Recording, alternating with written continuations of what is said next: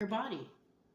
Because the more you put alcohol and drugs into your body, the more likely your body degrades, your mind degrades. You're going to always feel a certain type of way, thinking certain types of things. Me, when I was with this person, swear, I had to be on alcohol or drugs in order to be with this person. Because it was crazy. Like, I was dumb. Like, why? It was because I was under the influence. But once I decided to clean up my act and not deal with this anymore, my mind and my body got healthy. And then I'm just like, now that I look back, I'm like, what an idiot I was. What was I thinking? Why would I even choose someone like that? Like, I feel like I was like lost. I was. But I had to realize that I had to clean up my act. I had to get better. My mind, my body, my soul. I had to get better in order to think straight and figure things out. Yeah. So this hasn't happened yet. It may or may not happen. It all depends on whoever's watching, if it's resonating, is what direction you're going. But this sounds familiar. Ace of Wands. This is the Strength card. So, you know, oh, and this Five of Pentacles, higher level of commitment. A higher level of commitment would be for you to quit whatever it is that is trying to, you know, when people are hurt or have been through trauma or whatever, whatnot, they turn to alcohol and drugs. You know what I mean? So that could be somebody, it's advised, somebody's higher level of commitment would be to quit the alcohol and the drugs. You can't think straight on that stuff. It doesn't help. And it takes a lot of strength to do that. So, I mean, this is about making a conscious decision. Do you love yourself? Do you? Do you love yourself enough to quit the alcohol, the drugs, or whatever addictions you got going on so you can move forward prosperously? Because we got someone watching you. We got people possibly watching you. More than one, maybe. Watching you go down the tubes. And then on top of that, they're probably talking a lot of smack behind your back. Yeah. I had a lot of people talking smack behind my back. That's for sure. And I'm not surprised if they're not still doing it. Even though you know, my life is better and things are good, you're always going to have people talking smack. But if you love yourself enough, you learn to ignore people like that. You learn to find your own happiness. Like nothing nobody will say will bother you anymore.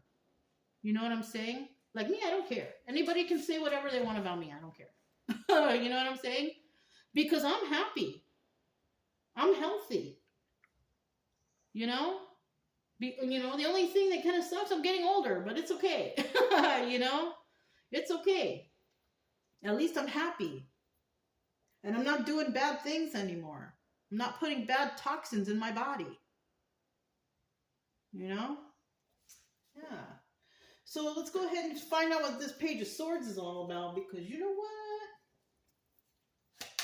I'm feeling like somebody might be watching you go through something and they are just hating, you know, talking smack behind your back, especially if you have addictions or some sort of codependencies or whatever. You could be, you know, dealing with people like that. It could even be your family talking smack about you behind your back instead of helping you, right? Why are you talking smack? Why don't you help me out then? Why don't you help me with my addictions? Why don't you help me feel better? Something like that. There's a lot of families like that. Look, heartbreak. So somebody out there is heartbroken, but somebody out there is not. So somebody might definitely be getting through this. Somebody could be watching somebody all heartbroken, making fun, talking shit, but they're also watching someone heal and get better, having those knives fall out. They might even see you with another partner or another friend that cares more than they ever did. We'll leave that in the reverse. Dang, start the reading with Three of Swords and the reading with the Three of Swords. Can you believe it? Look, Three of Pentacles. The next card was a Three of Pentacles. So someone is collaborating with others or someone, or maybe somebody already has, you know, a friend out there who's trying to make them feel better. And that's good. That's good. Six of Swords. Somebody may have told somebody, hey, you got to leave this situation. You got to get out of here and go somewhere better. And maybe that's what they're doing. Six of Swords upright. That is fantastic. So somebody's watching someone heal and do better. Two of Wands. The only thing is now they want to have a little conversation with you. They want to have a heated debate. They want to talk to you. I don't suggest you talk to them. I don't suggest you deal with these people anymore. Anyone who's hurt you, broke your heart, even if it's family members who weren't on your team at the time when you were at your lowest, don't talk to them. They're going to bring up bad memories. They're going to say stuff like, I told you so, when they didn't tell you so because they weren't there supporting you when you were at your worst. You know, leave those people alone, especially if you have left a toxic situation. You're doing better. Maybe you're dating again, and that's good. Maybe you're not heartbroken anymore. Or, you know, maybe you're in the process somewhere in this. Maybe you're in the process. Maybe you haven't made it there yet. But I do see good things happening for somebody if they do clean up their act, start, you know, healing themselves, right? And then you'll see, you know what? And then you'll see that yourself start to manifest stuff. And that's cool. That's what I seen after I was healed. Well, we're not completely healed because we're always going to have those memories and they're always going to be like, darn, you know, like when I do these readings like this, I brought back memories of myself, you know, but I'm thinking like, you know what, that's okay because I'm sharing my experience with you and to show you that, look, if I can go through something crazy like this and heal from it, at least get off the alcohol and drugs or whatever, have the strength to do that. You can do it too. It's not going to happen in one day. It's not going to be easy and it's going to take, you know, a while, but you can do it. If you have the strength and the will to want to heal yourself and get better, you can do it too.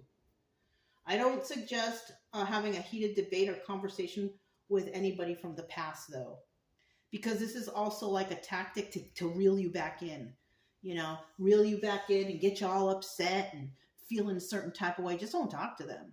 If you're doing fine, or if you get to the point where you're doing fine and all of a sudden you get that phone call, and I did, you know what? I did get that phone call. And it was not a phone call, it was a text.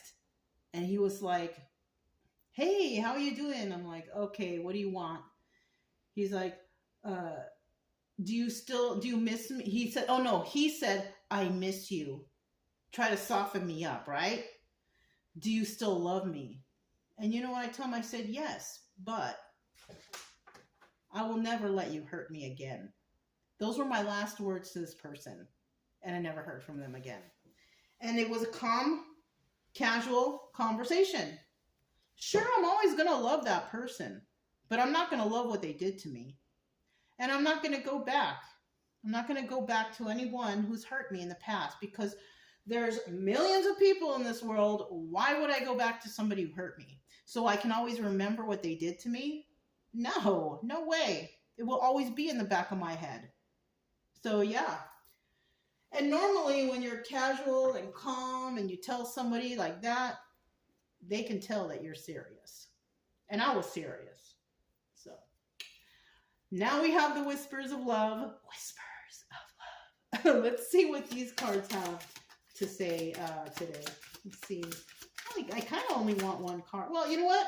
I only want one card. So what I'm going to do, I'm just going to shuffle it. I'm going to split it and I'm going to take it.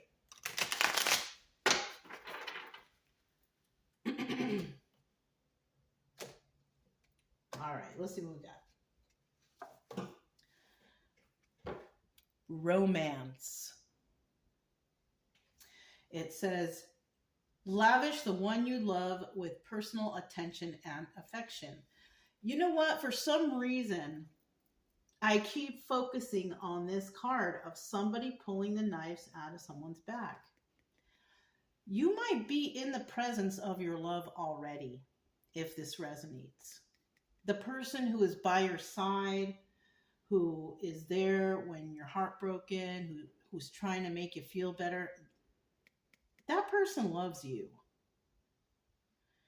Oh, but they're just a friend. We've been friends for so many years. That's a plus, okay? Especially if they're single and they're always there for you when you fall, help you pick you back up. You might have that person in your presence already, or somebody like that might be coming in. Now, I'm not trying to do any false promises or have your hopes built up, because if you stay at home and you're watching TV all day and you never get out, you ain't gonna meet no one. You gotta get out to meet someone, you know? I get out, but I do normal stuff. I don't have like a friend that I hang out with or anything like that. I know a couple people here and there, but I don't like hang out with them. Like, they don't know if I'm ever hurting, or if we don't talk that much. And my best friend doesn't even live in this state, and it's a girl, and I'm a straight woman, so it's different like that. But somebody out there might be feeling romantic feelings for someone, and maybe they are there for you every time, you know, you fall down, and they try to pick you up, make you feel better. I have a feeling that somebody's already, or could be, in the presence of the person who loves them. You just don't see it. So anyways, that's all I have for you guys. If it resonated, you can subscribe, like, comment and share if you like.